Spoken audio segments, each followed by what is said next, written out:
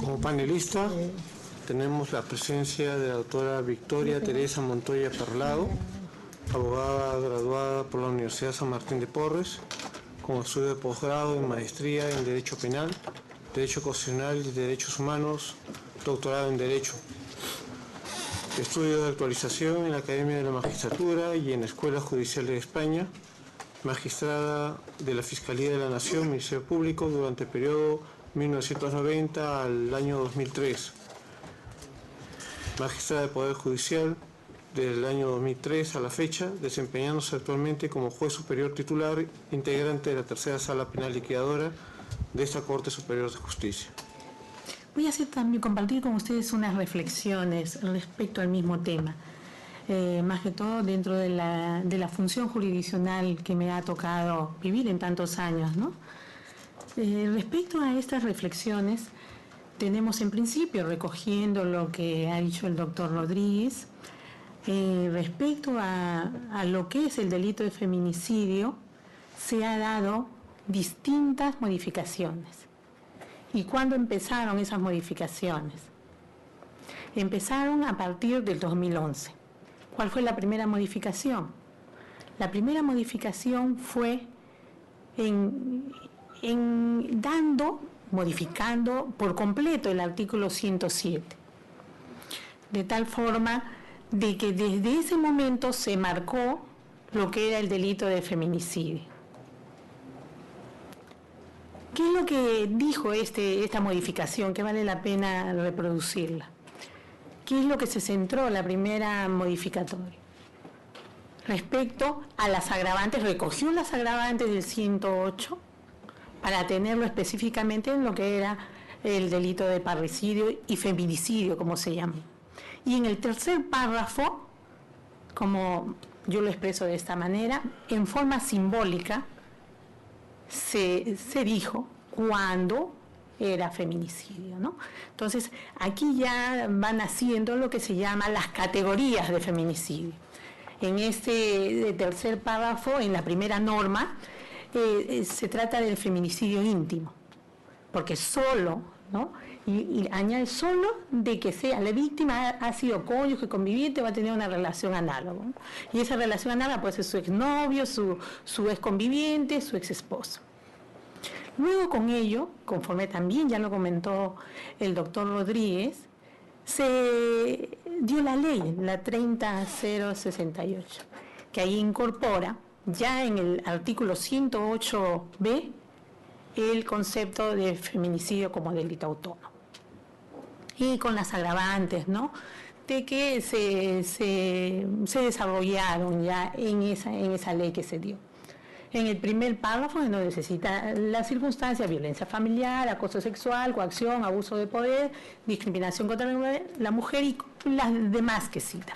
Y en el segundo párrafo, ¿no?, el que la pena también aumenta la pena, las circunstancias de que sea menor de edad, que esté en estado de gestación, ¿no?, agrava más las conductas.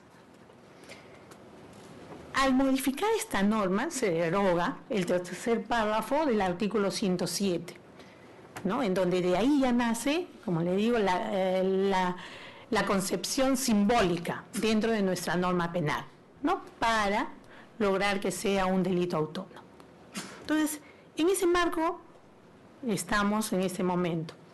Hace poco, en mayo de 2015, ha habido una modificación agregando una pena más, la pena de inhabilitación, cuando la víctima tiene hijos con la víctima, ¿no? Cuando el autor tiene hijos con la víctima, la pena que le tienen que aplicar es la incapacidad para el ejercicio de la patria potestad, ¿no? Agrava más la pena a imponerse. Entonces, ese es el cuadro que nosotros tenemos actualmente dentro de lo que es nuestra legislación. Ahora, ¿qué nos dice la casuística? He cogido de los tantos casos que se han judicializado 3 para comentar. Los 3 son distintos, ¿no?, y para que podamos encuadrarnos dentro de estas modificatorias, lo que se ha dado dentro de nuestra realidad jurídica. El primer caso es un caso que ya tiene hasta recurso de casación, un caso que sucedió en la provincia de... no, en el distrito judicial de Ancash, sucedió exactamente en Pomabamba, ¿no? Entonces, ¿cuál fue el caso en sí? El caso puntual.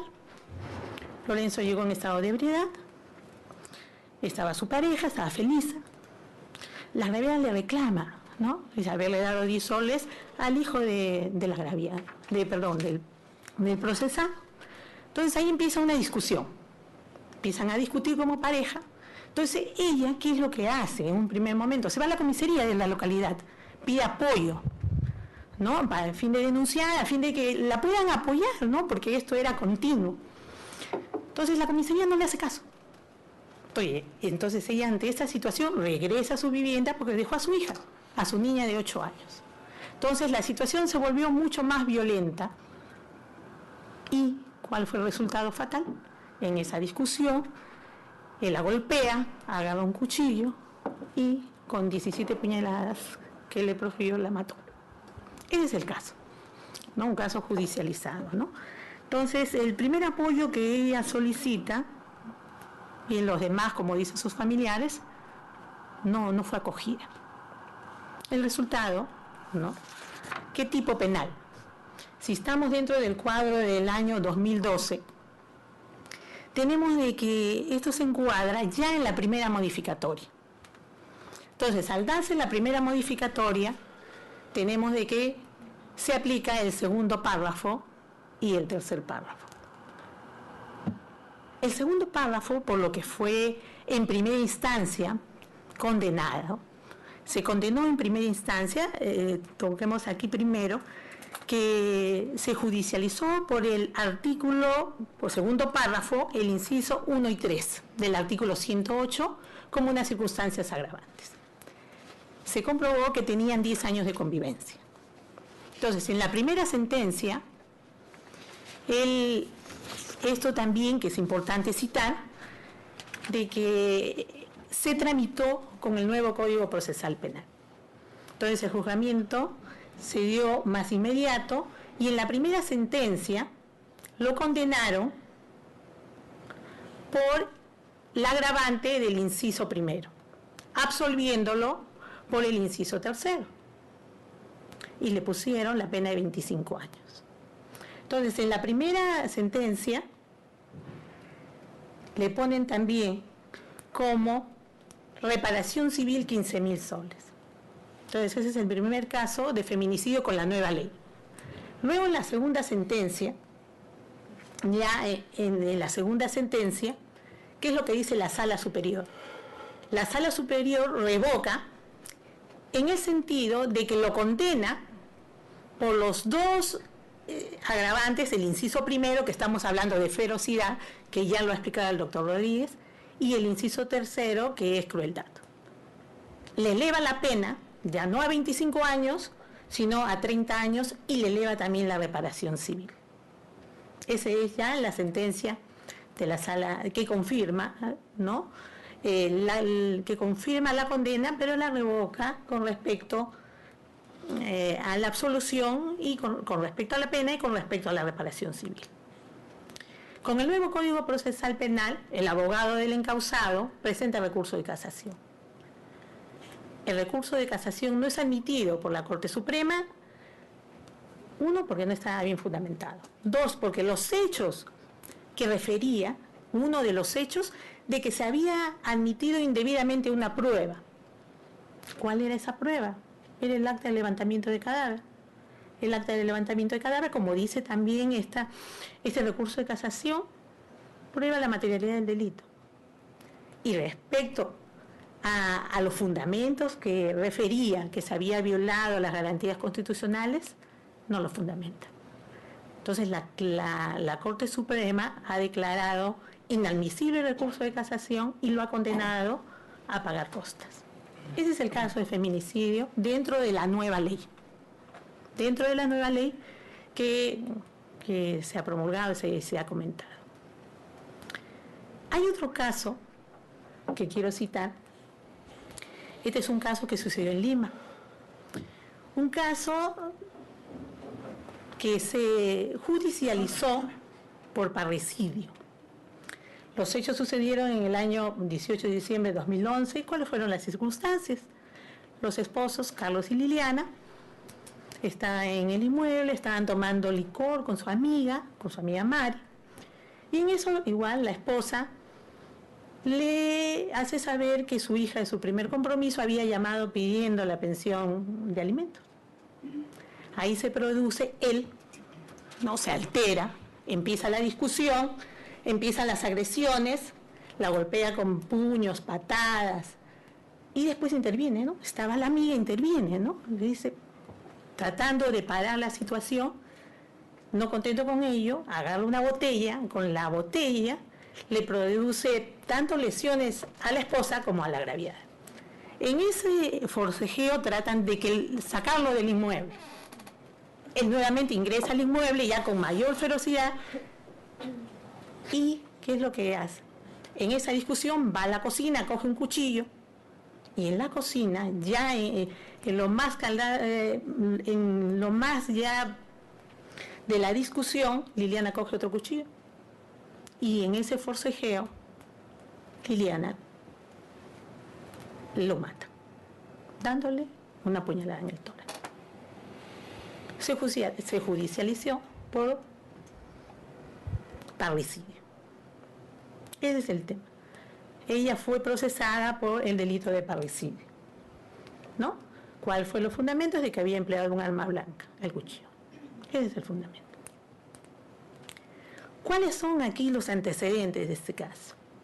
¿Qué es lo que al momento del juzgamiento se tuvo?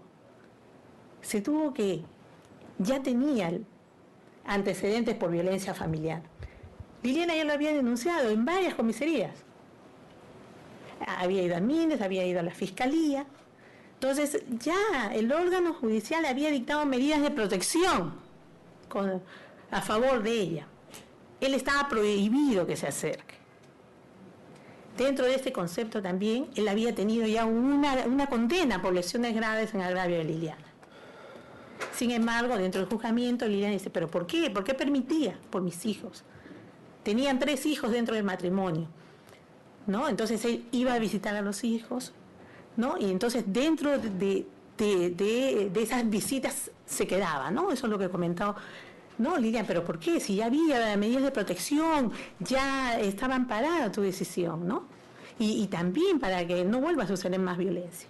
Pero ella lo permitía, decía, mis hijos lo extrañan, ¿no? Y al menos que lo vean. Entonces, en esas circunstancias, ¿qué es lo que dice Liliana? ¿Cuál es el fundamento? ¿Cuál es el argumento de defensa de Liliana? Fue en defensa propia. No pude repeler el ataque de otra forma. Fue lo primero que encontré. El abogado, dentro del juicio, ¿no?, planteó la legítima defensa. Dentro de lo que es en el juzgamiento, tenemos cuál es el tipo penal por el cual se procesó. El artículo 107, el texto original, porque estamos hablando del año 2011. Entonces, el texto original, ¿qué pedía? El que a sabiendas mata a su ascendiente, descendiente, natural o adoptivo, a su cónyuge, concubino. O sea, dentro del proceso se probó que ellos eran casados, más de 12 años, entonces sí se daba la figura del tipo penal, ¿no? Era su esposa. Ahora, ¿cuáles fueron los fundamentos de la defensa? Si se cumplía o no los 3 requisitos exigidos en la legítima defensa. La sala la declaró exenta de responsabilidad a Liliana, ¿no? Y declaró fundado por acreditarse que la procesada actuó concurriendo las circunstancias de la legítima defensa. Agresión ilegítima. ¿Ella había provocado la agresión? Tanto con las declaraciones de los testigos, ¿no?, como también con los antecedentes de violencia familiar. Se acreditó que no. La necesidad racional del medio empleado para repelerla. No le quedó otra situación. Él estaba con cuchillo, ella lo único que tenía a su alcance era también un cuchillo. Provocó la situación. El hecho de que le haya comunicado que su hija le estaba pidiendo la pensión ¿Era suficiente provocación como para atacarlo? Con esos fundamentos se declaró exenta de responsabilidad y la Sala, la Corte Suprema, declaró no haber nulidad al haberse comprobado los 3 requisitos exigidos para la legítima defensa. Ese es el caso. Si ella no se hubiera defendido, estaríamos ya hablando de un caso más de feminicidio. Eso es la violencia contra la mujer. El otro caso. Este es un caso que está judicializado. Este caso está todavía tanto por resolver y la circunstancia es esta. Felicita se encontraba en su domicilio, llega su hijo, quien vive en el segundo piso, rompe la puerta, ingresa, la amenaza. Quiero matarte, quiero matarlos a los dos porque, según refiere, estaba atado el padre como la madre. Entonces, él tenía 2 cuchillos en la mano, se produce, al no lograr su cometido, él las empieza a insultar, llega un momento en que el progenitor, el padre con la nuera, se van y la madre sale a pedir auxilio y es auxiliada por un patrullero, los policías intervienen, él pone resistencia a su detención y lo llevan detenido. ¿Qué es lo que en ese momento se da? Al denunciado sí se le incautó 2 cuchillos, ¿no?, dentro de sus pertenencias, y él reconoce, sí los amenacé, ¿no? Pero mi intención no era matarlos, pues estoy cansada, me fastidia, no me dejan vivir, ¿no? Ese es su argumento del procesado. La gravedad refiere de que esto no es la primera vez, de que ya hay antecedentes de violencia familiar. Ahora, aquí hay varias interrogantes que hay que resolver, ¿no? Y las interrogantes que yo los planteo, ¿no? En principio, el fiscal provincial ha denunciado por el delito de parricidio en grado de tentativa. Ha aplicado el artículo 107, primer párrafo. No hay agravante, solo el primer párrafo. La Fiscalía Superior ha solicitado que se adecúe al artículo 108, primer párrafo del inciso primero del Código Penal, la norma modificada por la ley 30.068, en el cual ya convierte al feminicidio en un delito autónomo. Entonces, justamente ese es el fundamento de la Fiscalía, ¿no? Y acusa por el delito de feminicidio. Las interrogantes es, ¿qué es lo que se tiene que demostrar? ¿No? En las interrogantes que se ponen, una de ellas es, ¿hay violencia familiar? ¿Los hechos se dan dentro de un contexto de violencia familiar? Para que se dé violencia familiar, las denuncias son suficientes, tienen que haber medidas de protección, vivían juntos, ¿no? Determinar el inciso primero, ¿no?, que dice por violencia familiar, porque son los contextos que desarrolla la norma, ¿no?, que lo hace delito autónomo. Se cumplen los requisitos establecidos en el primer párrafo, inciso primero del artículo 108, porque dentro de la norma es importante destacar que dice el que mata a una mujer por su condición de serla, por su condición de serla. Entonces, hay argumentos en contra referente a esa frase, por su condición de serla. Entonces, si yo quiero matar a una mujer, entonces yo la odio. Entonces estamos hablando de género. Pero si yo quiero matar a una mujer porque sé de que si la mato y es mi madre, voy a recibir una herencia, entonces yo no la estoy matando por odio, sino para obtener un beneficio patrimonial, ¿no?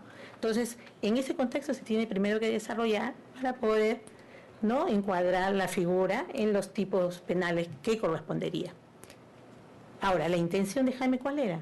Amenazar o matar, que son tipos también totalmente distintos. Una cosa es amenazar, ¿no?, que solo que hay una coacción. Hay un concurso aparente de leyes. Si digo que es feminicidio y digo que ha querido matar a su madre, pero no porque la odie, sino porque quiere recibir una herencia, estaremos en un parricidio porque es su madre,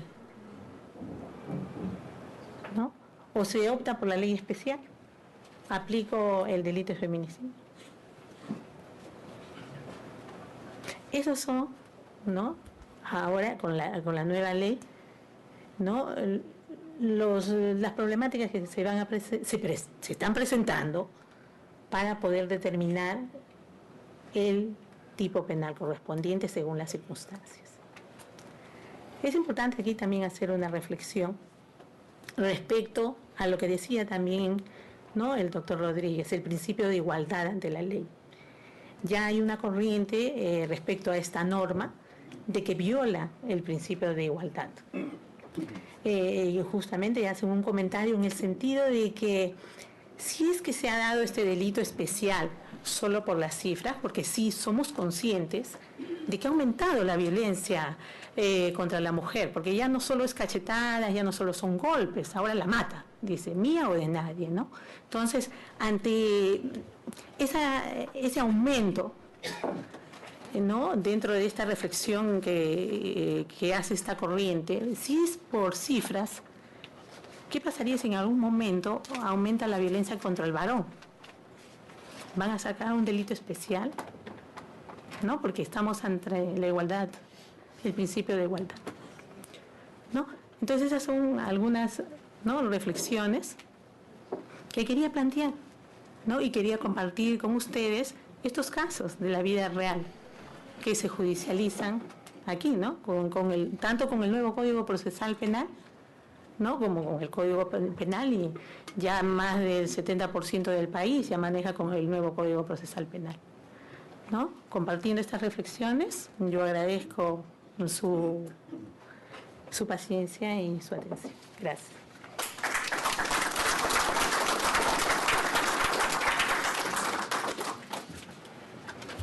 En este momento se cede el uso de la palabra a los participantes a fin de que deseen hacer algunas preguntas.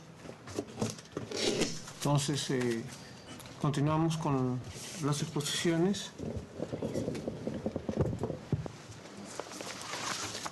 Sin antes agradecer a nuestra valiosa panelista, la doctora Victoria Teresa Montoya, al efecto de brindarle este certificado. Ay, muchas gracias. Agradezco ante todo esta invitación y más que todo compartir con ustedes y con también estos expositores y con el doctor que se ha ido, a quien le tengo mucho cariño, y hacer estas reflexiones, ¿no? Porque más que todo son reflexiones porque cada uno dentro de su función, sea dentro de lo que es el derecho, aplicar la norma es muy difícil. Es muy difícil y estas reflexiones nos ayudan, ¿no? Tanto la experiencia personal como la experiencia de cada uno de ustedes. Muchas gracias, me tengo que retirar también y los dejo con buenos expositores. Buenas tardes.